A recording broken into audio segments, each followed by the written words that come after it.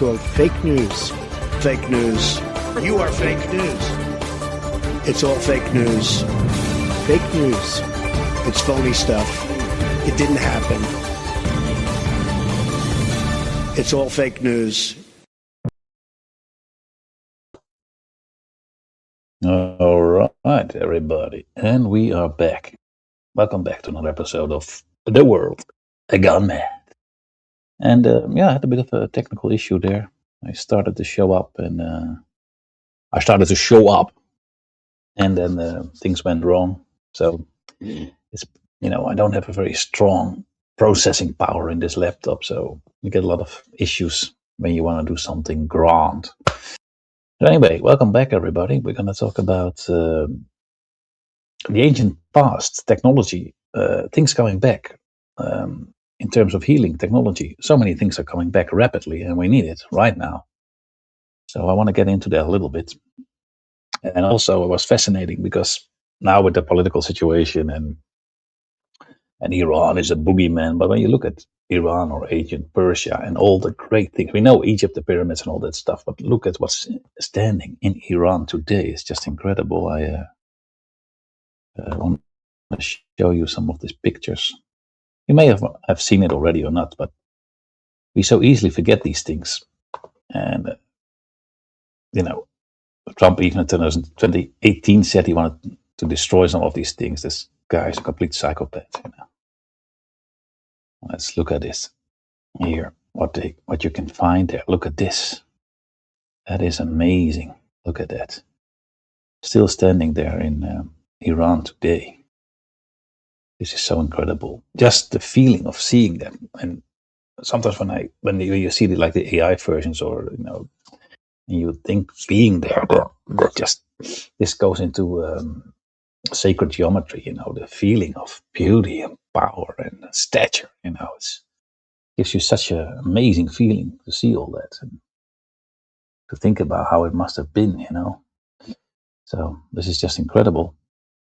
We do have actually a guest as well. He'll show up a bit later, but welcome everybody to another exciting episode. And like I said, we're going to go back into some of the ancient texts. It's coming back to us, I believe.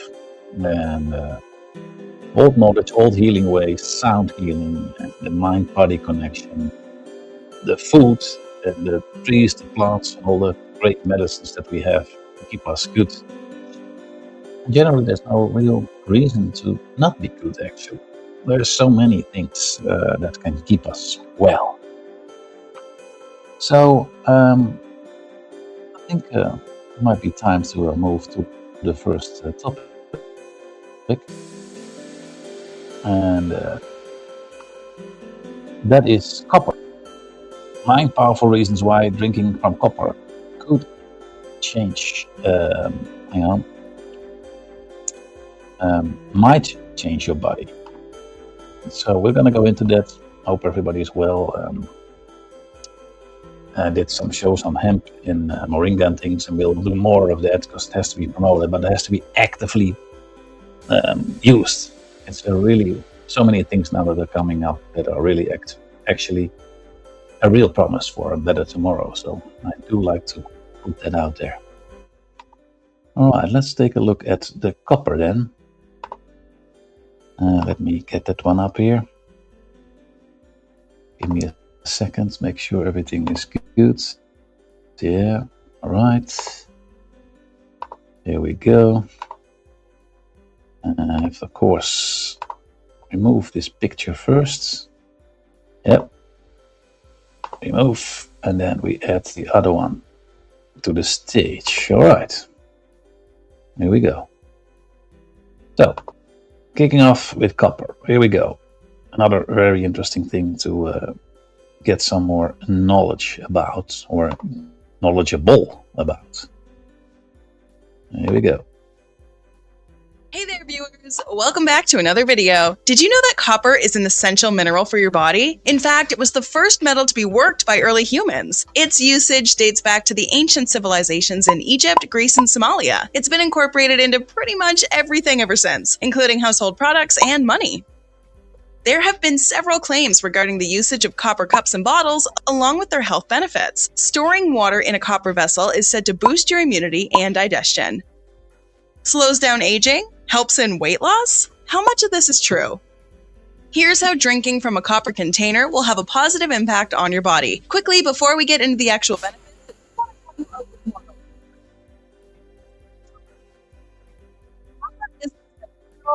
all living organisms and is considered to be vital for survival. Yes, the amount found in your body is so small that it can fit on the skin, but this tiny amount makes a huge difference. While it is found throughout the body, it's primarily concentrated around organs that help the metabolism, like the heart, kidney, brain, and liver. It's one of those minerals that's not naturally produced in your body, so you have to get it from the food you eat. The main functions of copper include maintaining brain health by forming an antioxidant defense, keeping skin and tissues healthy, wound healing, promotes the growth of new cells. It's also a necessary nutrient for metabolizing iron and keeping the elasticity of your lungs healthy. And there's a link between copper content and skin tone with the production of melanin. Okay, now on to the benefits of drinking from a copper cup. Number 1, will improve digestion. Having troubles with digestion lately? Looking to try out something new yet traditional? Drinking from a copper cup could help you out in this case. The elements present in copper work by quickening the digestion process and increasing metabolism. This allows your body to digest all your food quickly and efficiently. When you store water inside a copper vessel, it absorbs all the copper nutrients and minerals, which help break down your food for proper absorption. Not just that, it's also an excellent resource for a full body detox. Along with indigestion, it solves stomach problems like infection and ulcers thanks to its anti-inflammatory properties. Improved digestion means better functioning of your liver and kidneys. Overall, it's just good news for your stomach. How do you handle indigestion? Is there a home remedy that you depend on? Tell us about it in the comment section below. Number 2, helps your weight loss goals. Losing weight is a long journey. You need to eat right and get the right amount of exercise. Keeping yourself hydrated is the rule of thumb. But what if just drinking water is not working out for you? Here is where the copper cup comes into play. Drinking water stored in copper will help you reach your ideal weight. Copper efficiently breaks down the stored body fat. This allows your body to retain only the minerals it requires to synthesize energy and gets rid of the rest. This doesn't mean that you'll have to swap all your cups and bottles with copper containers. Try limit drinking copper-infused water to twice a day. Too much of anything is not good for you. Number 3, regulates blood pressure. Having high blood pressure requires you to make some major changes in your healthy lifestyle. If you're looking for an alternative route with definitive results, then making this simple addition will make a world of difference. Copper has been found to not only regulate hypertension and high blood pressure, but also lowers cholesterol. People who have suffered any heart-related ailment are usually asked to go for copper supplements. By helping regulate blood pressure, heart rate, and mitigate bad cholesterol, drinking from a copper cup can be extremely beneficial. These are clearly some magical benefits. Number 4, relieves joint pain and arthritis. For thousands of years, copper-infused water has been known to possess pain-relieving properties that help arthritis. Storing water in a copper bottle makes it copper-treated, where tiny copper particles get infused into the water. How does this help in relieving your arthritis? Copper also has anti-inflammatory properties that get rid of the pain in the joints, which is unbearable. It's advised to drink 1 cup of copper water early in the morning on an empty stomach for best results. Number 5, inhibits bacteria body, but did you know that copper has natural antibiotic properties? Water stored in copper bottles for more than 8 hours is free of problematic microbes. It's an effective solution to fight against E. coli, cholera, and other common waterborne disease-causing agents. Copper is truly a gift from Mother Nature in that the human race has been using it for over 8 millennia. It's one of the best ways of securing your immune system by fighting against bacterial infections. Insufficient amounts of copper can up your risk of infection and illness. Introducing copper-infused water into your daily routine will work like a charm in boosting your immunity. Number 6, slows down the aging process. Next on the list of benefits of drinking from a copper cup is slowing down the aging process that most of us dread. Have you been noticing fine lines and other early signs of aging? Drinking from a copper cup can reduce these obvious signs. It's packed with antioxidants and cell-forming properties that, if used frequently, can help improve free radicals and the texture of your skin. The usage of copper water for slowing down aging can be traced back to ancient Egypt, where they utilized numerous copper-based beautifying agents and skincare products because of the antioxidant and cell regeneration. Fine lines becoming clearer? Looking to do something about it? Here are 5 amazing skincare tricks to slow down aging. Now back to why copper cups are welcome news in your household. Number 7. Balances your thyroid levels. The thyroid is an important hormone that plays a major role in processes like metabolism, growth, and development of the human body. Having a balanced amount of this mineral in your bloodstream can help in the development of estrogen and progesterone and equalize the thyroid. Copper defends your body against too much excretion of the thyroid gland into the bloodstream. Along with its direct benefits, it also aids in balancing the calcium levels that help in the absorption of other minerals. Number 8. Boosts your immunity. Copper has antioxidant properties. Antioxidants help in decreasing free radicals, which are harmful to the immune system. Drinking water from a copper cup routinely can boost your antioxidants, which in turn boost your immune system. Copper also successfully eliminates harmful bacteria. As a result, your immune system won't have to work as hard to keep you healthy. It is necessary for the maintenance of a healthy white blood cell count too. Many of these white cells are pathogocytes, which engulf and destroy microorganisms. Copper deficiency can lead to a depressed immune system, reduced white cell count, and increased chance of pneumonia. However, the intake of adequate copper alone is not good enough. Minerals present in the body working as a team and a balance of all vitamins, minerals, and nutrients is important. Other ways to make your water healthier. Number 1. Lemon. Lemons are naturally loaded with vitamin C. Adding 4 to 5 lemon slices in your water is a good way to go. Taking small sips from it every day will keep unwanted viruses at bay and your immune system healthy. The acid present in lemon will ease up your stomach tissues. Pair it up with the sweetener of your choice and some ice and you have a delicious lemonade. A great way to balance your electrolytes. Number 2. Cinnamon sticks. Cinnamon sticks have some amazing anti-inflammatory properties. If you have a headache or are dealing with an upset stomach, then the combination of hot water and cinnamon will ease your digestion. It breaks up any gas that may have been causing you discomfort. It also cures nausea and warms you up on a cold winter day. Healthy and delicious. Number 3. Cucumber in cold water. This just sounds like a refreshing summer detox drink. Cucumber water is an incredible source of vitamin B. Did you know that a major cause for bad digestion or stomach upset is stress? Adding a couple of cucumber slices in your tumbler will add fiber and ease your upset stomach. Cucumber in general should be eaten every Mint leaves are a must for every summer drink. It has that cooling effect, which feels extremely refreshing. Along with the zingy taste, adding a couple of smashed mint leaves in your drinking water will keep your stomach healthy. Magical changes. Number 5. Orange. Sound unusual? The benefits of citrus do wonders, and oranges are packed with them. Drinking water infused with orange slices gets rid of all your bodily toxins. It protects your stomach from ulcers, lowers cholesterol, and prevents the formation of kidney stones. It also keeps your digestive tract clean. Don't forget that your water will taste much better with a hint of orange in it. Do you drink? There we go. Now,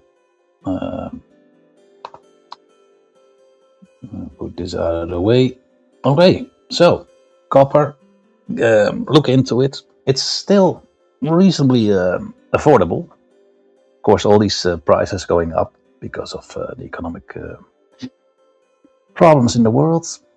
But copper is still more affordable than silver or gold or anything. So, yeah, I'm looking into it, a lot of it. It's I'm gonna get a lot of those things, but yeah, you have to have the right time and the right place to buy it. But yeah, definitely copper is one of those great things that has been with us from so long, and it's coming back from the ancient past, and not even that ancient, but some of it is very ancient. And you can see how in our societies, especially in the West, but worldwide, how we have been dumbed down, and and that's very dangerous. We need that internal wisdom again, and we all have it. We just have to dig, and that's why I share these things. I'm not an expert on anything. I'm not a know-it-all, or I'm just somebody who looks into things and finds it interesting and shares it, and I think we can all benefit from it. And if you don't think so or whatever, it's fine. No problem. Everybody can make up their own minds, so it's all good. I think our guest was in here, but he lost connection maybe, I'm not sure. Anyway, all good. We're continuing on. Welcome back to the show, huh? Okay. Let's see. We'll turn this off. And then it's all going a little bit slow. That happens sometimes. Yeah, next topic. Where are we going next? You have to do so many things here. You have to run this whole thing, and make sure that everything is going. You are listening to The World Gone Mad with Warrens of the Netherlands and the self-proclaimed Elohim, the South Osman. He might show up. You never know. All right, let's see. Yeah. So, sound healing. Interesting. This is something that's also coming back. And of course, we're dealing in a world where pharmaceutical industries and, huge sums of money and power, conglomerates that are there at the top, trying to push it all down, but it's not going to last a lot longer because, like I said, it's all coming back, ladies and gentlemen. And the more of us jump on that train, that ancient knowledge train, the quicker we can get a world that's livable, inhabitable, for all of us, whether you're in Europe, or in Africa, in Asia, wherever. There's no need to suffer. There's no need to live a dreadful life. You see, a lot of people, you have real people, all these created wars, and that creates real refugees that have to come, and apparently all to the West. But then there's this economic people who say, I have no future here, and they skip and they leave, and they want to come all here because, it's all being romanticized, and you can get free money and a higher life quality. All understandable, but that, of course, is not the solution. It's only going to create more havoc, wreak more havoc, and put pressure on everything, and it will eventually destroy everything. But, with all the solutions that we truly have, the hemp and all the other things, the moringa, and so many solutions that are really out there, that's what we need to push for, because I can understand if you live somewhere where there's no middle class and you're poor forever and you're constantly living like a Groundhog Day. That's horrible. You're not going anywhere. But that's when you need creativity the most. You gotta be active and creative. And I hope the tools that we have here will actually show that is all possible. Of course, it takes a time. But anyway, healing. Let's get to some sound healing. A very interesting thing. Let's put that back on the screen here and take a look at it right here. Let's check this out.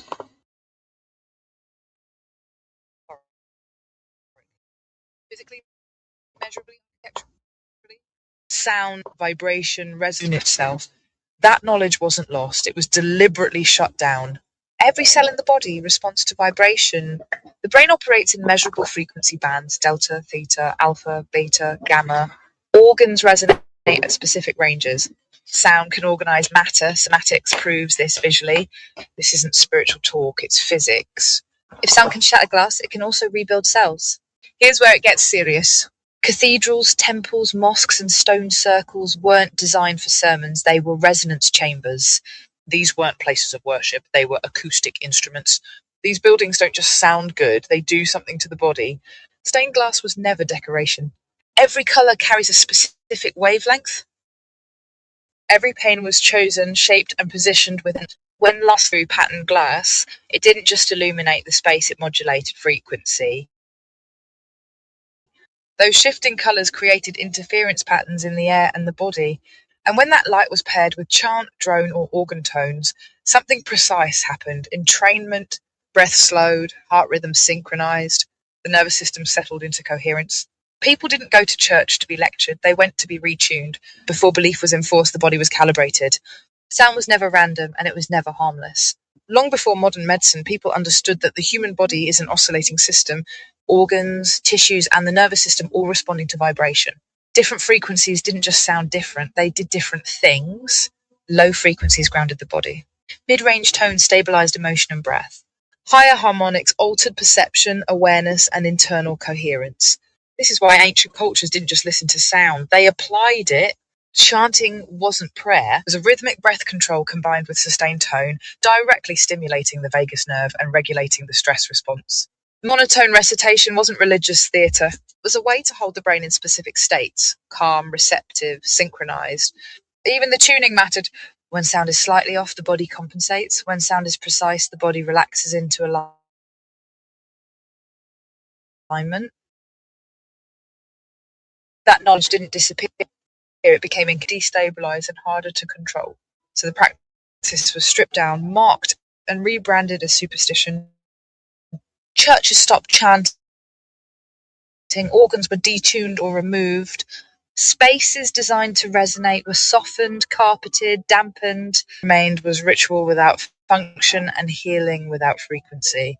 Modern buildings don't just look different from ancient ones, they behave differently. Where old structures amplified resonance, modern architecture absorbs it. Soft furnishings, false ceilings, synthetic materials, soundproofing everywhere. Not for comfort, but for control. Resonance makes people regulate naturally. A regulated nervous system is calm, observant, and harder to manipulate. So the spaces we live and work in now are designed to do the opposite. They scatter sound, they break rhythm, they prevent coherence, add constant background noise, traffic, hums, devices, alerts, and the body never settles. The nervous system stays slightly activated. Always alert, always tired, always seeking relief. This is why silence feels uncomfortable to so many people now. They weren't raised in resonance spaces, they were raised in interference fields. And here's the part nobody talks about. What ancient cultures used for healing, modern systems repurpose for disruption. Certain frequencies calm, others agitate. It's always interesting if you think about it. You see some of these cultures in Africa or other places, and you think, oh, poor people, they have nothing. But actually, you don't need that much, What you need mostly is your health and being in tune with your environment. And of course, having a decent place to live, But, and your community. And I think, I'm not saying that's all, but that's your basic thing. And if you have that basic thing, because of materialism and all the other things they put into our soft heads, you can't see the forest for the trees anymore, So you really are living in an illusionary world, basically. We all do, to a certain extent.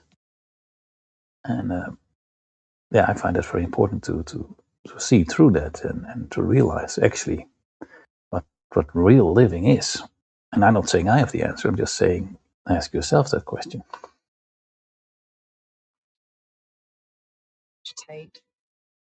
Some stabilize emotion, others fragment attention. Once you understand that, you start to see the pain everywhere. Open plan offices that never let the body rest.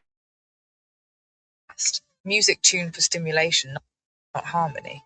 Public space is designed to echo chaos. Homes loud, constant low-level noise that keeps the system dysregulated. It isn't accidental, it's environmental conditioning. The old knowledge wasn't destroyed, it was reversed. He forgot what alignment felt like. But here's the thing they didn't account for. The body remembers. Give it the right tone, the right rhythm, the right space, and it begins to correct itself. Which is why this knowledge is resurfacing now under new names, new studies, new tech, quietly creeping back into science, therapy, and medicine. The system can suppress sound, but it can't stop resonance. Before buildings sang, before temples were tuned, the first instrument was the human body. This is the part that survived every suppression because it couldn't be confiscated. The voice, not singing for performance, not chanting for belief, but toning. Sustained sound produced from the chest, throat, and skull. Ancient cultures understood something modern science is only just circling back to. The human voice directly affects the nervous system through vibration. Low tones stimulate the vagus nerve, slow, steady sounds regulate breath. Repetition brings the brain into coherence. This is why humming works, even when people don't know why they're doing it. It's instinctive regulation, a built-in reset. The body doesn't need complex tools, it needs consistency, rhythm, and resonance. This is also why silence used to be sacred, not empty silence. Charged stillness, the kind of quiet where the body can finally hear itself again. Modern life rarely allows that. So the system compensates with noise, stimulation, distraction, anything to avoid the internal signal. But when sound is reintroduced gently, without force, without belief, the body responds almost. Yeah, I think that's what a temple is really for. Not to worship the deity, but to appreciate and respect the silence and the calming effect of the intelligence within, and the whole feeling part of the whole again. Just immediately. Breath slows, muscles soften, thoughts stop racing. Not because of faith, because of physics. This is the part they can't suppress forever. You don't need a temple, you don't need a device, you don't need permission. The technology never left, it's built into you. And that's why this knowledge keeps resurfacing in therapy, neuroscience, trauma work, and somatic healing under names that sound new, but are anything but. Different language, same mechanism. The buildings were tuned first. Then the instruments were taken away. But the instrument that mattered most was always the human being. The knowledge didn't vanish, it was repackaged. Once sound could no longer be openly used for healing, it was redirected into something safer for the system, entertainment. Music was standardized, tuning was fixed. Variation was narrowed, improvisation became performance instead of regulation. What used to be about coherence became about stimulation. Rhythm sped up, volume increased, harmony simplified. Repetition was kept, but stripped of its regulating function. The body still responded, because it always will, but now the response was agitation, not alignment. This is why certain music energizes without settling you, why some sounds hype the nervous system instead of calming it, why silence now feels awkward instead of restorative. The frequency relationship flipped. Sound stopped being something you entered and became something that hit you. And at the same time, architecture followed. Ooh. We have a little bit of a lagging. The same path. Cathedrals were replaced with arenas, resonance chambers became concert halls, sacred acoustics became amplification systems, everything louder, everything faster, everything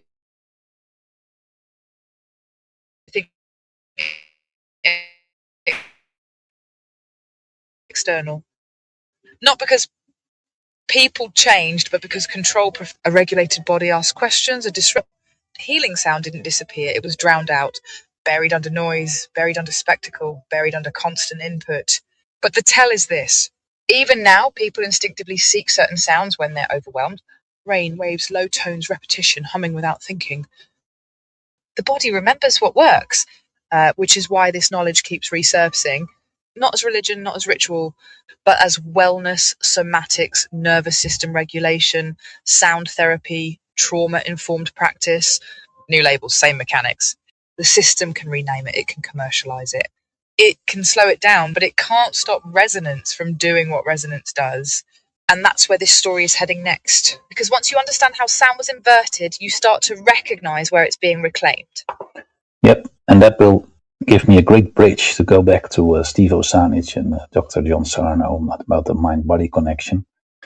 We will play this clip to the end, a few more minutes, and then we will get to good old Steve, who's still out there doing the great work, and based on Dr. Sarno's discoveries,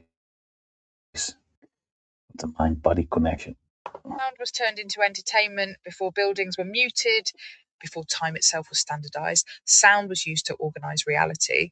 Ancient cultures didn't separate sound, time, and space the way we do now. They understood something simple and powerful. Rhythm creates order. Bells weren't decoration. They weren't just calls to prayer. They were timekeepers, space setters, and regulators. Church bells, tower bells, temple gongs, they mark cycles. Not just hours, but biological rhythm. The body entrains to repeat its sound.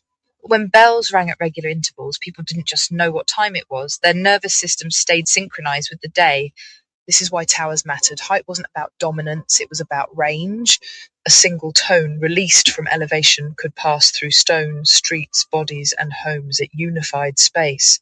And organs, they weren't musical instruments in the modern sense. They were air pressure machines filling vast stone chambers with slow-moving sound that settled the body into coherence. This is why organs feel overwhelming even now. They weren't designed to entertain. They were designed to override internal noise. Then came the shift. Time was standardized, bells were silenced or reduced, mechanical clocks replaced rhythmic sound, natural cycles were replaced with schedules. The body stopped listening to tone and started obeying numbers. That wasn't progress, it was a reorientation. Sound stopped organizing life, time took over. And once that happened, architecture followed. Buildings stopped breathing, spaces stopped resonating. Cities stopped sounding like anything coherent at all. You weren't meant to feel calm inside modern time. You were meant to keep up with it. But here's the part that matters. Even now, the body still responds to rhythm more than clocks. Breath doesn't care what time it is. Heart rate doesn't follow schedules. The nervous system still entrains to sound, not calendars. Which means the old technology never broke. It was simply replaced. And that's why people are exhausted living inside a system that speaks in numbers, while their bodies still understand tone. If you've ever felt like something about modern life doesn't sit right in your body, it's not in your head. It's in your nervous system. Your body was never designed for silent walls, dead air, artificial light, constant alerts, and time that moves without rhythm. It was designed to live inside resonant environments, places that breathed, echoed, rang, and settled you without effort. And once that was removed, everything else became easier to impose. Dead spaces, artificial schedules, chemical fixes, endless noise without coherence. That's why old buildings feel and sounds insoftened. Why humming, sighing, or deep tones come out of you without thinking when you're overwhelmed. Those are not habits, they're memory responses. Your body remembers a world where sound regulated life, where architecture supported coherence, where time moved in cycles the nervous system could follow. Modern environments do the opposite. They fragment attention. They scatter sound, they overstimulate the eyes and starve the ears of anything grounding. They keep the body in low-grade alert day after day. So people blame themselves. They think they're anxious, unfocused, burnt out, broken. But what if the issue isn't you? What if your body is responding exactly as it should to a world that no longer speaks its language? That's the quiet truth underneath all of this. Technology of sound was never about temples, cathedrals, or lost civilizations. Those were just expressions of something more fundamental. The body was always the receiver. When sound regulated space, when rhythm guided time, when architecture supported resonance, people didn't need constant fixing. They didn't need endless instruction. They didn't need to be managed. They were steadier, clearer, more present. That knowledge wasn't erased, it was muted. And what you're feeling now, that quiet sense that something about the modern world is misaligned, isn't confusion, it's recognition. This episode isn't about going up again. There's more to uncover, more to connect. But for now, listen, not to the noise, not to the world, to the subtle rhythm continue. All right, so there we have it. Isn't that interesting? Okay, we see that our guest has returned, and we'll put him up on the stage. Ladies and gentlemen, give me a moment, and then we will get back. We're 33 minutes in, obviously. And then we'll get back to Sarno and Steve Osanic with the mind-body connection. And I'll give you a little wake-up sound here, which I think will resonate, or might resonate with you, especially if you're from the Northern Europe, you know.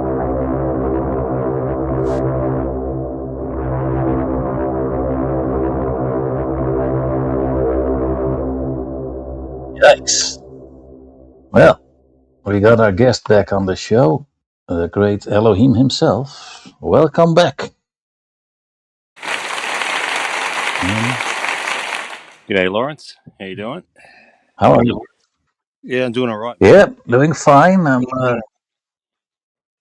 good to hear. Good to hear. Yeah, so it's increasing. That's see. I think like I put there in the bottom here that the ancient past is coming back. All this knowledge, all these things is now coming back as the world is crumbling down, and the few are trying to squeeze the many. But there is help, and David, I called it the truth vibrations, and maybe he was right about that. But I definitely sense that is coming back very fast, and it can't be fast enough for me. But all these things that are now coming back, the copper, the hemp, the moringa, the resonance, the sound frequency, all of that, you almost don't want to live in this world anymore. Not the way it's structured, right? The way it is now. Yeah. I'm kind of done with it. Like, I don't want to be part of this anymore. I'm not, not being part of so human society, but it just doesn't feel right anymore, right? It's just, no, once you get into this sort of stuff, you think, no, I don't really feel like I want to be part of this.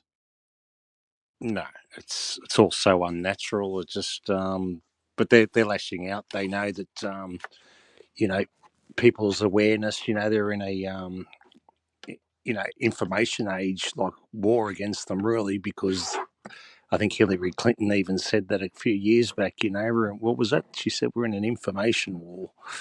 And they know with everything that's coming out now, it's not hard for the average Joe just to find out quite a lot of, through resources. And then people are working out that, the powers that be don't really like us. So they're trying everything they can to dumb us down, to make us sick through the medical industry, dumb us down in our schooling systems. And it's like an attack on humanity itself. So as a collective consciousness, it seems our vibration is getting stronger, so they've got to fight more. I think that's the evidence in it all. It says a lot by what they're doing, by lashing out the way they do, and they're trying to keep us down with debauchery and lower chakra energies of especially sexual immoralities and not knowing if you're a boy or a girl and all these other confusing things for the young ones. It's showing you their last bastions of lashing out at society to keep us dumbed down pretty much so that they can control us. But it seems to be, year by year, I've noticed that it seems to be no stopping, people can see that they take away people with free energies and cars that can run on water, and anyone that comes out with any information, it's not hard to see now that they're deliberately going against the norm, of suppressing these people, even with recent studies of cancer the last few years that have cropped up about parasites and also the bells, the attack on just the bells alone. What happened there? Some speculate that it was because the demonic side or the archons don't like the sound of bells, which is interesting because in the Sumerian texts of Enlil and Enki, when that was the biggest thing that Enlil didn't like about the humans, that they were too noisy.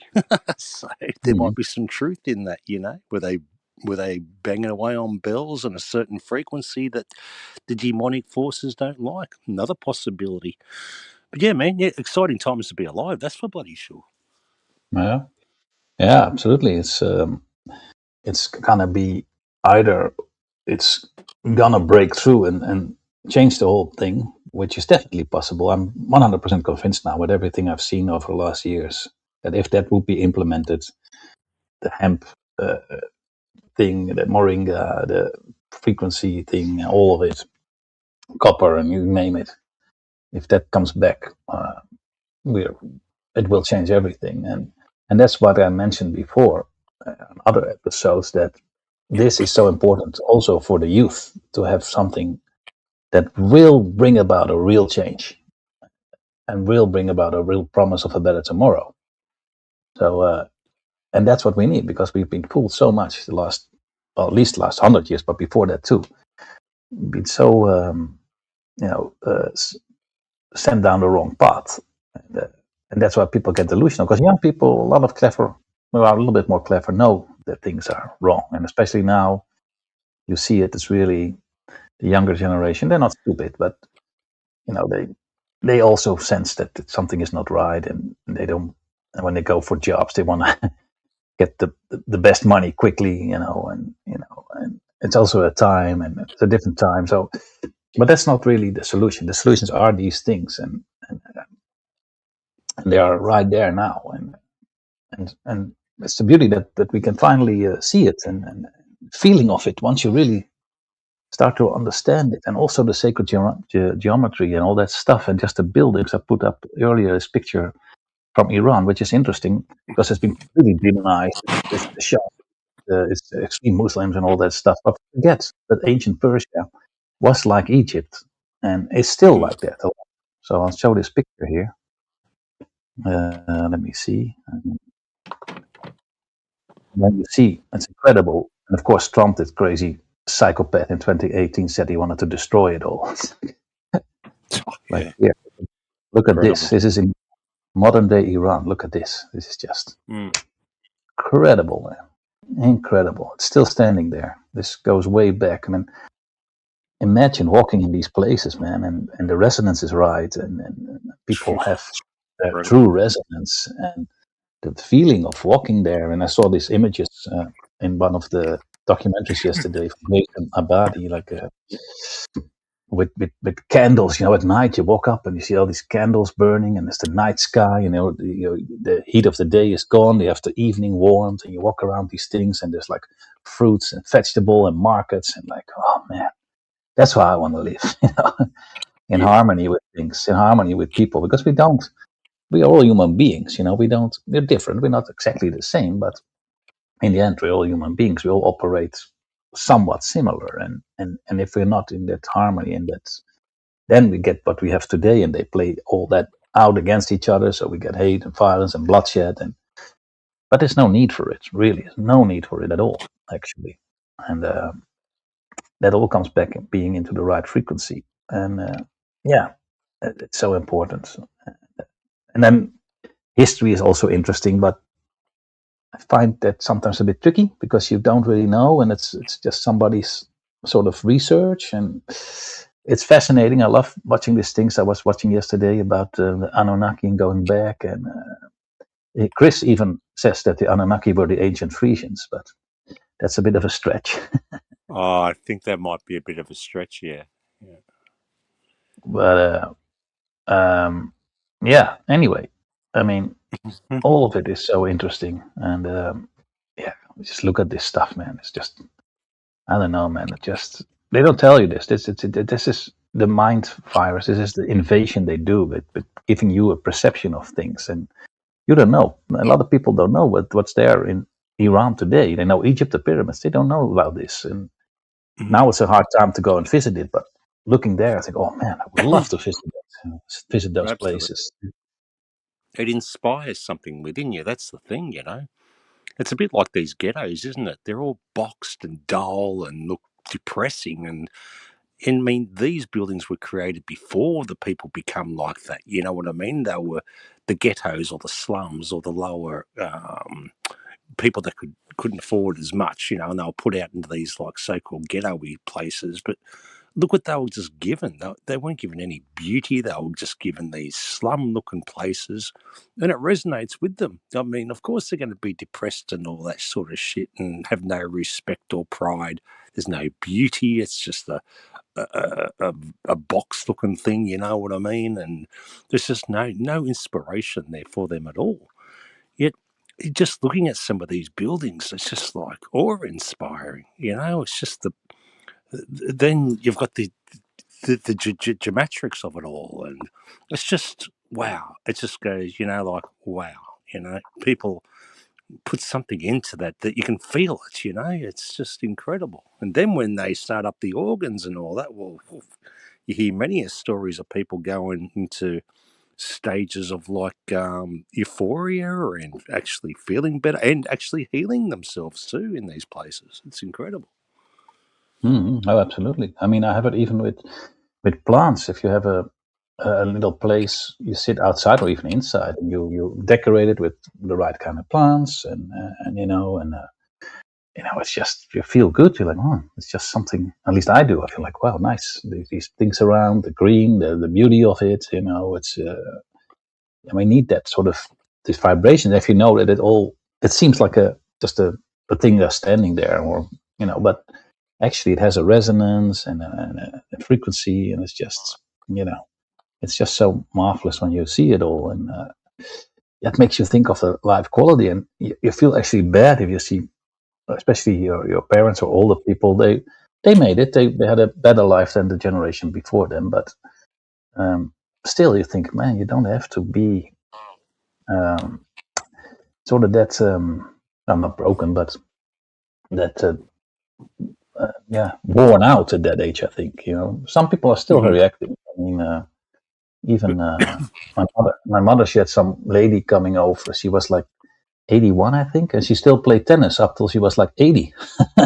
Yeah. It's like some people are so energetic and keep going, and I think that should be like us. We should be then keep the body moving, water should be flowing. We should not be sitting still too much and watching, the television, watching movies. It's all good to have some entertainment, little light entertainment here and there is good. I think getting a shared, experience of going to watch a football game or a tennis match or a movie, that's something good, I think. But a little bit less, it's now so much. There's the whole year there's sports, the whole year there's movies, the whole year there's series, it's too much, we don't need that much. A little distraction, fine. A little shared experience like that is beautiful, going with your friends or with your girlfriend, watching a romantic movie or having a good dinner. All that is stimulating us from within, but balanced, like everything, And they're feeding us too much in the West, where they're feeding the people in Africa and Asia too little with things, and we've been fed too much with nonsense, and even they also there are programmed and manipulated in many ways. And it's time to get rid of all that. We don't need that, man. We can live so much better, and but we have to do it. We have to do whatever we can. I mean, we can all do something.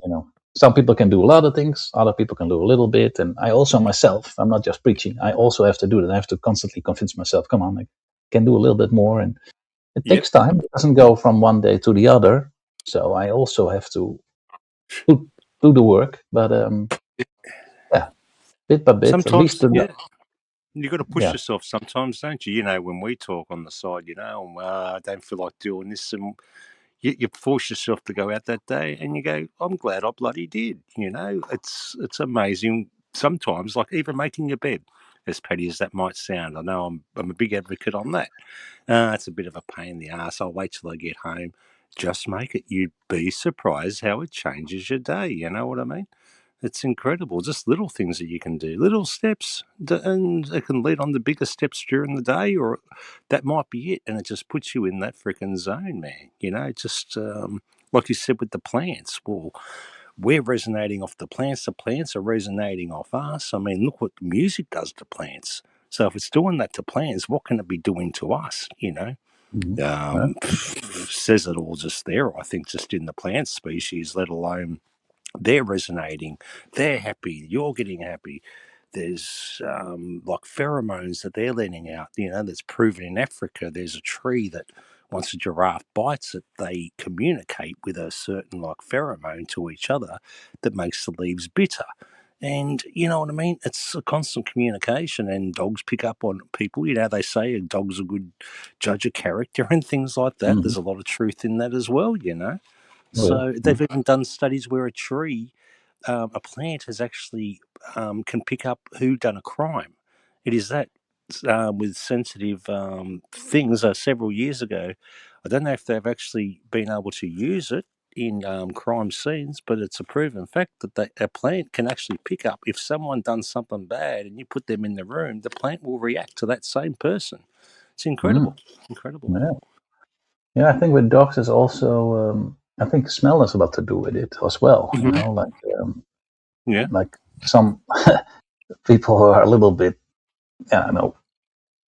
doing weird things or whatever. They apparently have a different smell as and the aura field is also different. So, but I mean, it's incredible. This is why it's so good to talk about it and share it, and that's why I put it out there. I mean, I'm not preaching. I'm just sharing things that I think are fascinating, and I think will be good for everybody. And if you don't want to listen to it, it's fine. But I think, man, look into it. Enrich yourself, enrich your world, and we can live so much more beautiful. And I think we're at the cusp of it. I mean, it looks very bleak. It looks very bleak, and we're really at a very, very dangerous moment now. Politically and economically and all that, but on the other hand, the solutions are all there. So it's like actually we should be holding back, because I think it's a good thing if the whole thing collapses. It should, but the thing is that we should be sort of ready. Like, okay, it's going down, and now we push out the stuff, and We already have to do things a bit, of course, make sure that you have some of the things ready. But this old, the system that benefited only a few has to fail and has to move, because I don't think we can remove it. It has to fail, sort of. It has to come down. I mean, it's hard. It's too hard to struggle against these powers. They have so much. They have the money. They have the infiltration. They have all the technology. They have everything to be able to destroy you. So, it has to sort of come down. But at the other hand, you have to also push a little bit in the right direction, and a little bit here, a little bit there. You can't stop a whole ant colony. So everybody does a little bit here, a little bit there, and then you have the bigger powers who can do a lot more. So I think it's really important now, not just to work and pay your bills and take care of your family, which you have to do, but there is time too. There is still sometimes some little things you have to do to prepare and share knowledge and do a little bit of decent gardening and talk about how copper is helping and all these sort of things and little things. Everybody doing a little thing in the end will add up. So that's why I love to share this stuff and hopefully inspire people and giving them ideas. Like, hey, wait a minute, it looks very gloomy, and it is, but the solutions are there. So we just have to stick to the solutions and actually work actively towards the solutions. I think that will change a lot.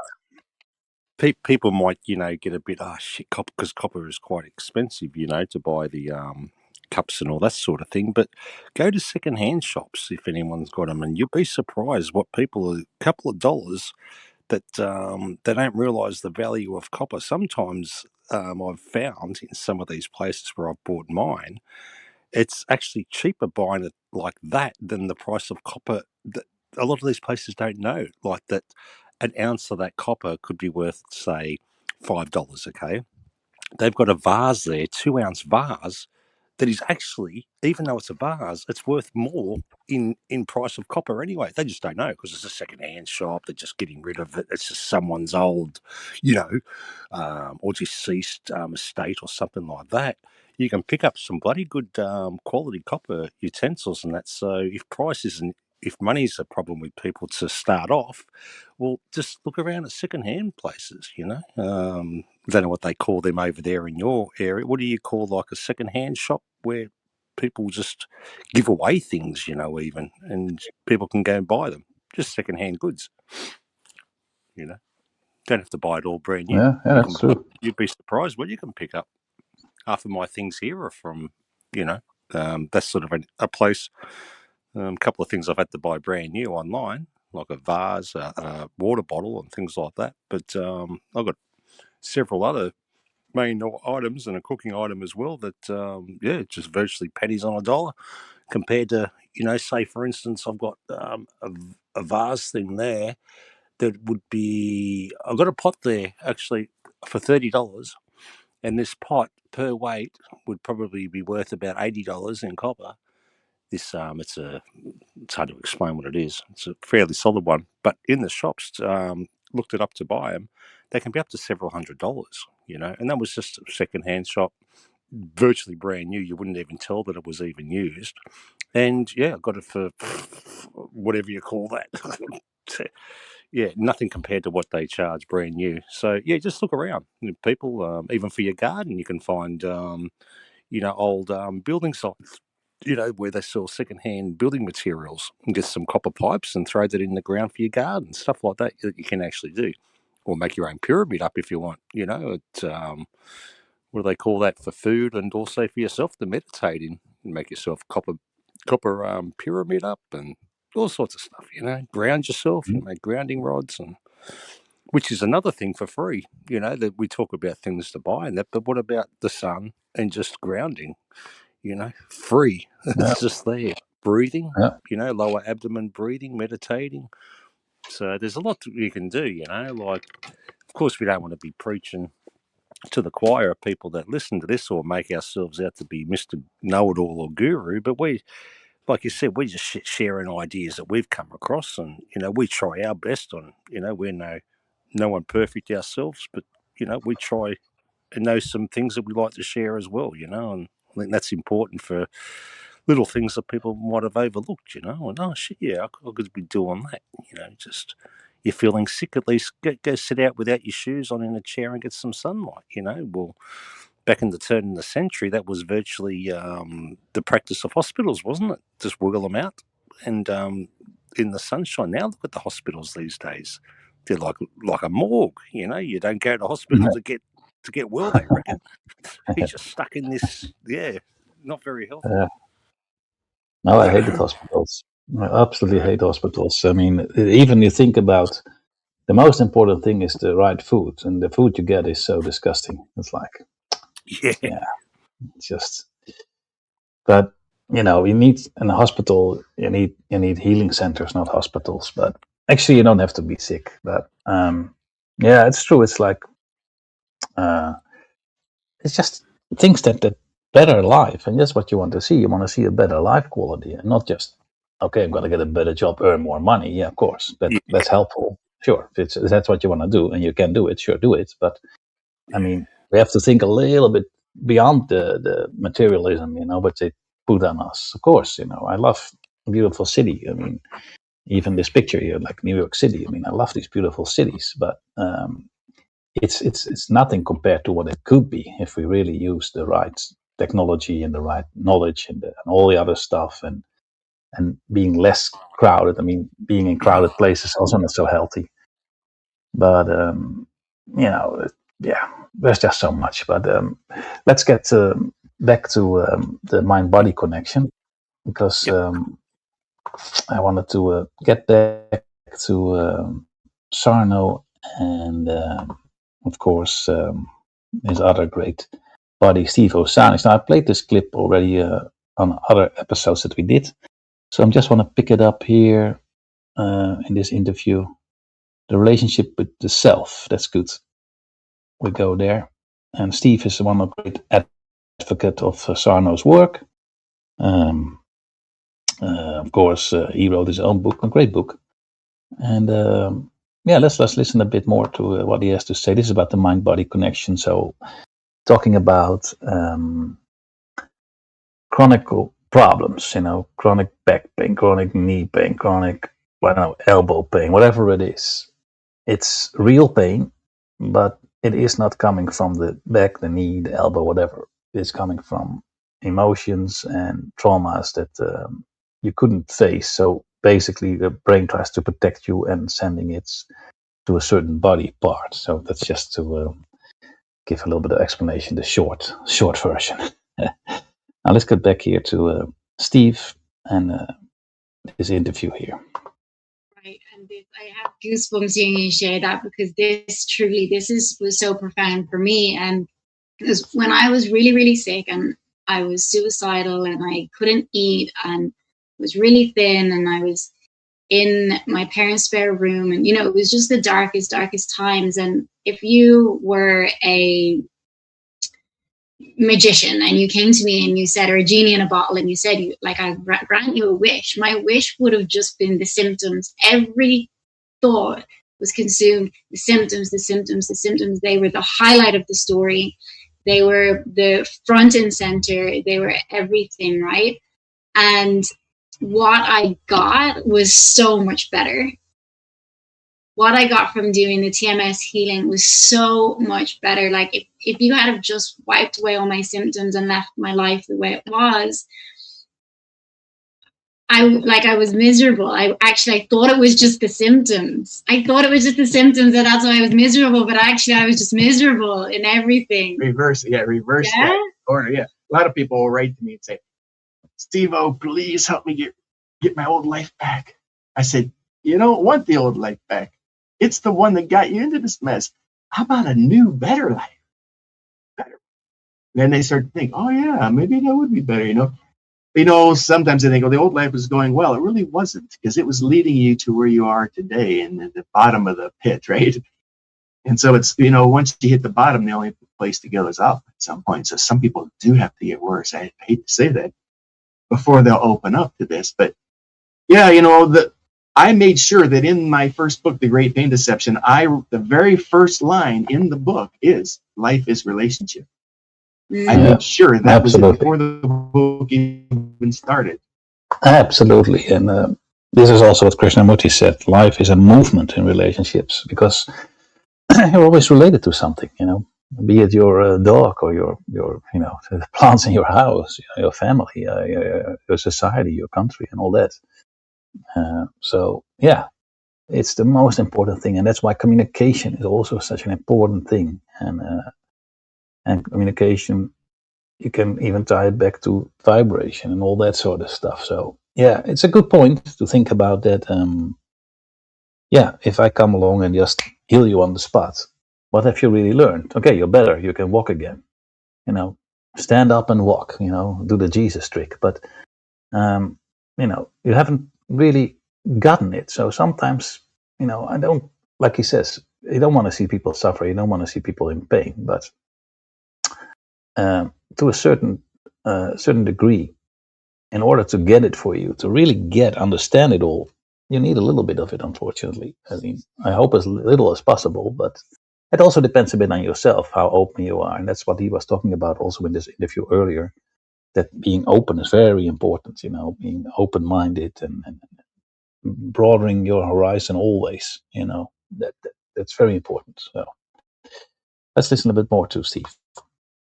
Inside the first page, life is relationship on purpose. On purpose. Because what else is there? What else is there? Relationship with God, relationship with self, same thing. Of course, relationship with everybody around you, same thing too. They aren't different things either. Then God, everything's oneness. That's what we mean by love. It's oneness. There's no more conflicts as you begin to grow. Yeah. And so, very interesting. That's what also in Krishnamurti's talks a lot about it. Conflict. Where does conflict come from, and how does it arise, and why is this world so problematic? Because it's with conflict all the time. It's always been a spiritual journey for me. It's always been that. Some people don't believe it is, but they tend to come back with more health problems later. I notice, it is not. And then like 2 years later, now my knee hurts. But that doesn't mean you won't ever have pain again. Thich Nhat Hanh used to say, to be in touch with pain is to be in touch with life. We are in a duality here. We have a body. We're going to have some discomfort, right? It's part of the struggle. So, I can't shoot a gun through my foot or a bullet through my foot and say, I healed from TMS. I can't have pain anymore. Of course it'll hurt, So we're going to have some discomfort, highs and lows in certain days, but you're moving and evolving with life now, flowing and growing, and you're not rigid. When I studied the ancient Chinese healers, that was one of the main themes. People with pain and disease, they would say, have a rigidity within them, a refusal to grow, which Yogananda, of course, said, God is harmony. It's a beautiful flow of harmony. It's ever evolving, ever expanding, ever growing. What if you don't want to grow and expand? Well, you're stuck. Chakras get stuck. The body's locked into certain things, So TMS is also just a tool in a way of growth. It's not an end solution either. What is the end solution? Love. That's the end game. I keep it behind me all the time. I don't know if you can see it, camera angle. But unfortunately, these people who suffer multitudes of health problems, they don't love themselves. And it wasn't their fault. They were taught that. Like I was talking to you about Ram Dass. I just saw him recently say, we don't start even when we come into this world. We start in the negative. Everybody's fighting, thinking they're inferior and I'm not worthy and all these things because they were taught that. And they're fighting to get back to zero. So we're starting from beneath bottom, which is a good point. That was a good point. But anybody can heal. I'm not saying everybody will heal because sometimes the soul is ready to move on. I'm saying anybody can heal because I've seen it from weird things. Very, very weird things. It's bizarre at some point. The brain can do it. And I don't know if we mentioned it, but they're often very symbolic. Very like here, the pain here. First thing we noted was like 95% of this is women get, not men. And there's two reasons for that. They don't feel like they can speak up most of the time. And they know observers are watching them, looking at their faces. They have to have makeup on. They have to look good all the time. Men really don't give too much care about having to look good all the time. Women believe that they have to be, right? I've had friends say, I don't even go to my mailbox without makeup on. Oh, I'm afraid to go to someone might catch me. You know? So they know there's observers looking at them. They get this. And of course, back pain, I think you said when a father has a new child, that's always been listed as financial worries. And I'm sure that's what mine was too, you know. So it makes sense. You have a new kid, you know, and you want to take care of your family. Oh my God, how am I going to do this? How am I going to do this, right? Knees are like support, you know, and things like that. Shoulders, I'm bearing the weight of the world on my shoulders, you know. I did a consultation yesterday, and the guy's already feeling better from years of shoulder pain. He sent me an audio message today, you know. It can happen rapidly, but it doesn't mean if it doesn't that you're not one of those that will heal. You still will heal. You know, doesn't mean it will have to happen rapidly. Nobody knows when it's going to happen because when you stop looking, then it happens. All right, so I cut it off there because otherwise we can go on for so long. And I want to put a little bit of Sarno on. I found an old radio interview with Sarno, and I want to end up with that. Maybe if you have something to say on this little clip, you're free to put your thought in. If not, I'll just move right to Dr. Sarno's interview, which is let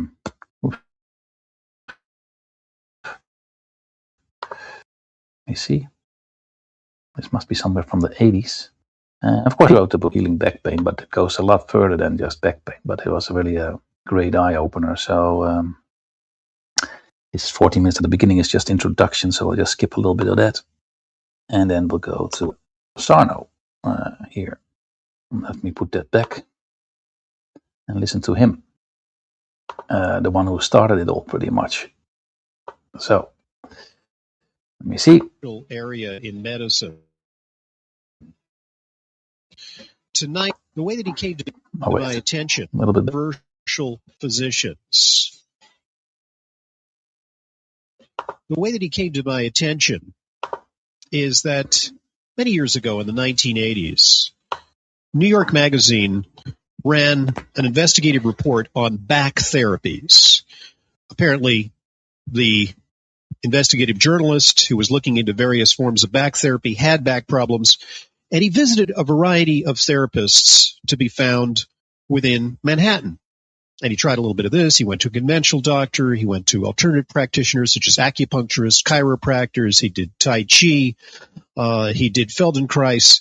And he rated the various therapies and basically came to the conclusion that these therapies helped him in various ways, but none of them completely conquered his back problem. But he was somewhat satisfied that at least he was coping with his back problem. A few months later, to my amazement, the cover of New York Magazine was adorned with a bold headline that said, "The answer to back pain," with an exclamation point.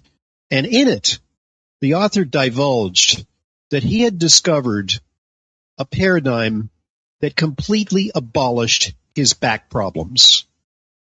And I read on with fascination.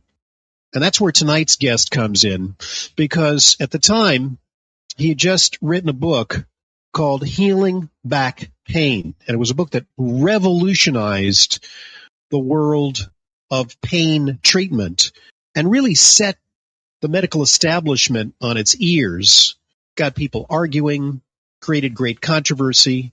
And now he's written a great new book called The Divided Mind. And this stuff is very important for you to hear. He is, of course, Dr. John Sarno, world famous as a guy who treats back pain, not with surgery, not with manipulation, injections, but he treats it via a unique mind-body therapy. So it's a great pleasure having you on the program, Dr. Sarno. Yes, thank you. Good evening. And I'll additionally mentioned that Dr. Sarno continues to be a professor of rehabilitation medicine at the New York University School of Medicine right here in Manhattan. He has been practicing medicine since 1950, which is a little bit before I went to medical school. I wasn't practicing. That was before I was practicing anything. And you were in medicine. Yeah, I graduated that year. Okay. So tell us a little bit about how you came to believe that the vast panoply of medicine, the surgery, all the therapies, the physical therapy, the injections, the drugs, really were the wrong way to go in terms of treating back problems. Yeah, well, you see, it's not really a question of a therapeutic approach. The answer to this is based in the question of diagnosis, not approach. In other words, after working with the usual diagnostic methods and therapeutic techniques for a number of years, I started doing this in 1965 when Dr. Rusk at the famous Rusk Institute asked me to come to the Institute as the head of the outpatient department. And I was confronted with these large number of people with pain, yes, back pain.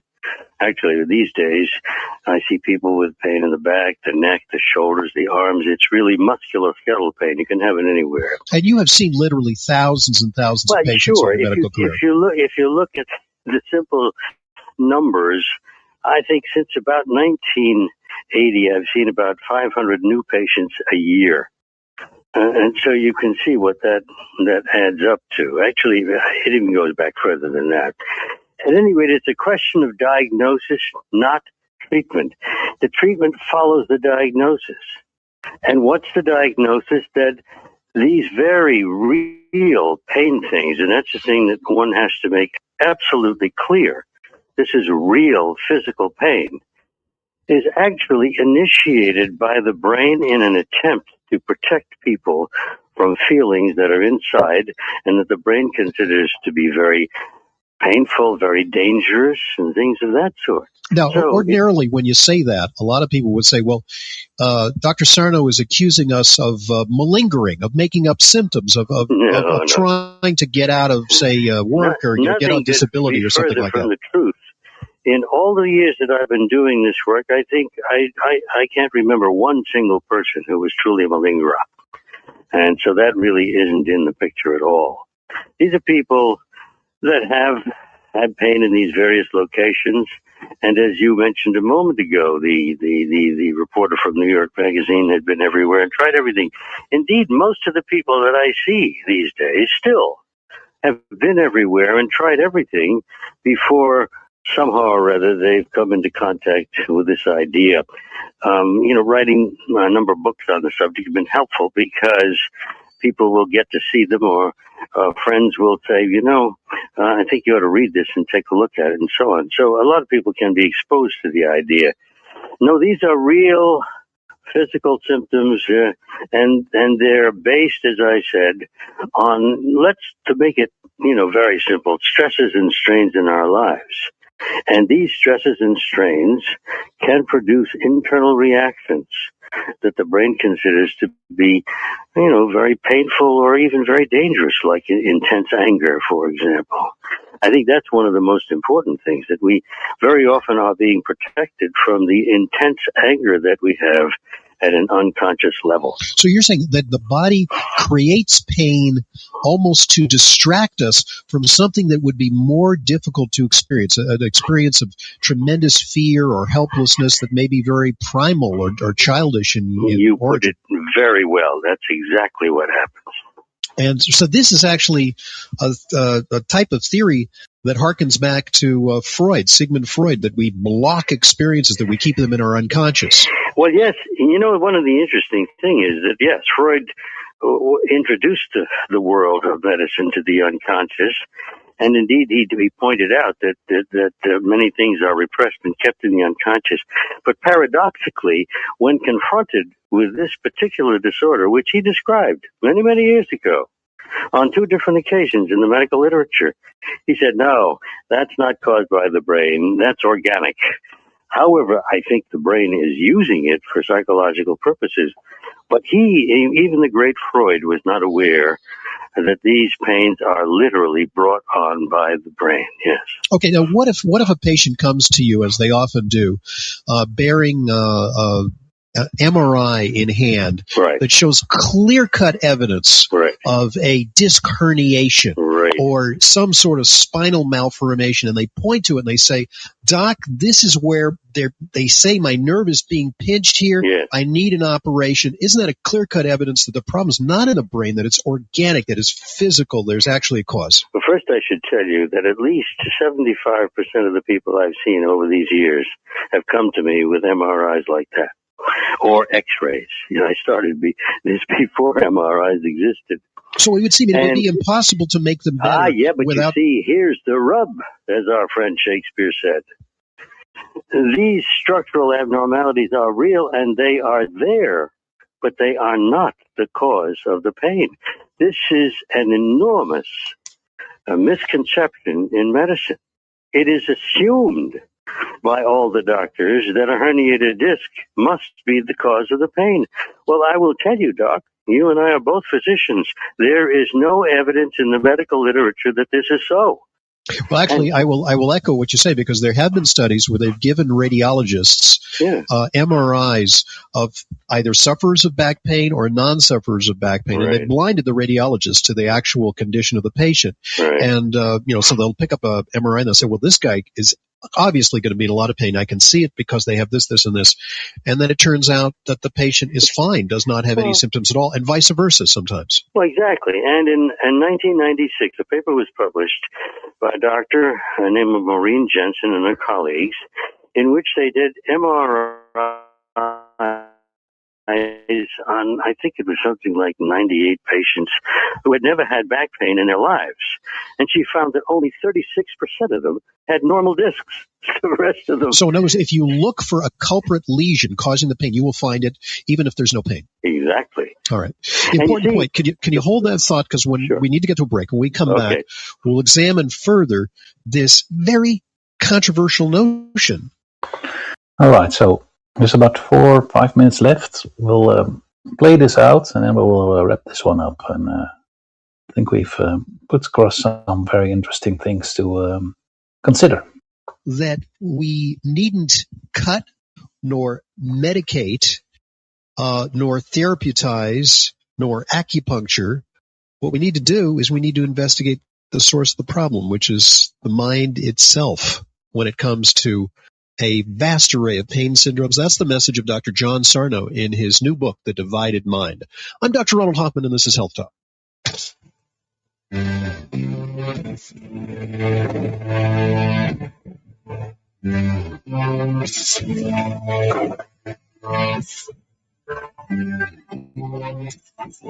Sarno, he's an establishment doctor who works in a mainstream rehabilitation hospital, one of the finest in the country, part of New York University here in Manhattan at the Rusk Institute.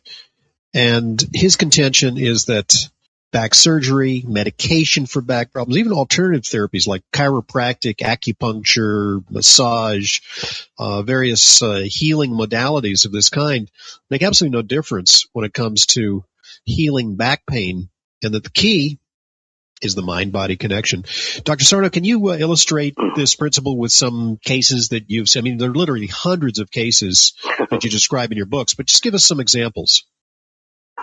Well, I mean, it's so common and it's so universal that it's, and I see them every day. Someone who comes in with a typical backstory, a back pain that they've had for a while, and it's questioning the patient about what's going on in their lives, and even more important, of how they function. For example, everybody has stresses and strains in his life, and what I find in the vast majority of people that I see is that they tend to expect a great deal of themselves and to put themselves under pressure and to be good people. Mm-hmm. That also is a kind of pressure. See, I find that really the case often in my migraine patients. Is that a type of pain that is also? Oh, yeah, sure. Migraine is one of the things. You talk about back pain. But indeed, in a divided mind, I've gone much, much broader than back pain. First of all, pain of all kinds. First, and secondly, it involves a whole variety of other physical disorders that I think stem from the same basic psychology. The common reflux, for example, or irritable bowel syndrome. The common headaches and migraine, among them, of course. Common skin reactions, common allergic reactions. You know, the amazing thing even is, autoimmune reactions you talk about as well. Oh, yeah, of course, autoimmune disorders, but those are more serious. I'm talking now about the relatively benign ones, and the pain things fall into that category, and all these other things that are virtually universal. You know, we're talking about the human condition. We are all striving to do right and to do well, and we all face problems in our lives. And the point is that it's normal for us to have reactions inside to these pressures and problems in our lives. And what has happened that people will get these physical things, and the entire attention is put on the disorder itself. You know, if you've got a stomach problem, you take this medication. If you've got that problem, you take that medication, and so on. And no attention is paid whatsoever to the fact that these things are initiated by the fact that we are human and that we react to things in life and that we have certain tendencies. You know, the great paradox is that trying to do the right thing and trying to be a good person can be one of the most important factors here. I had a lady tonight. Can make things worse.